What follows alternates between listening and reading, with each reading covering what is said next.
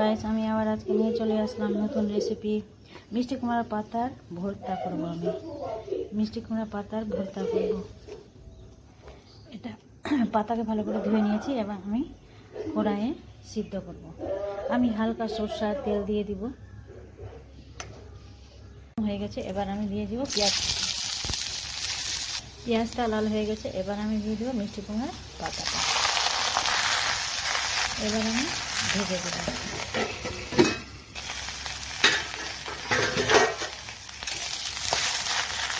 এবার দিয়ে দেবো আমি হালকা লবণ পরিমাণ মতো।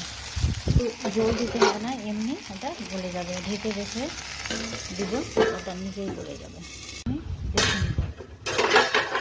ভালো করে মিষ্টি কুমড়ার পাতাটা গলে গেছে, ভালো করে একদম গলে গেছে। দেখুন কত সুন্দর করে মিষ্টি কুমড়ার পাতার ভর্তা তৈরি হয়ে যায়। এইভাবে বিনা জল দিয়ে পেঁয়াজ কুচি দিয়ে ভেজে আর মিষ্টি কুমড়ার ভর্তাটা করে নিলে খুবই টেস্টি লাগে। বের করে নেব।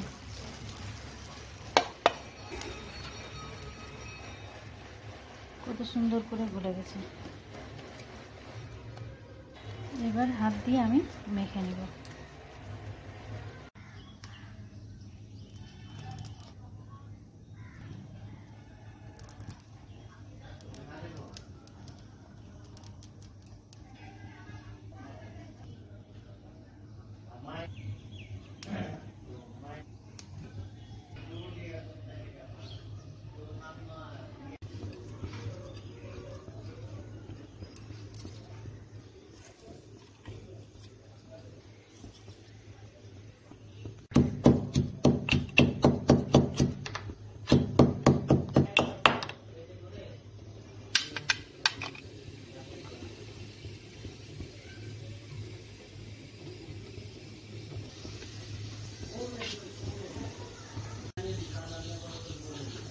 মিষ্টি কুমড়া ভর্তার জন্য, মিষ্টি কুমড়া পাতার ভর্তার জন্য আমি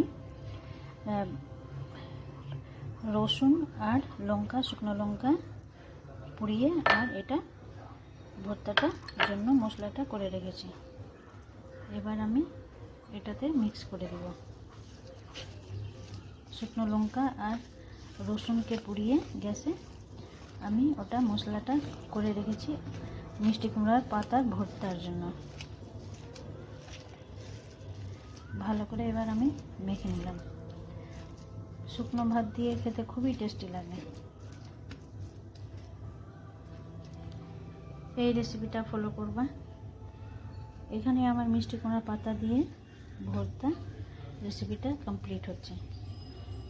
ওকে গাইস, থ্যাংক ইউ। খুদা হাফিজ।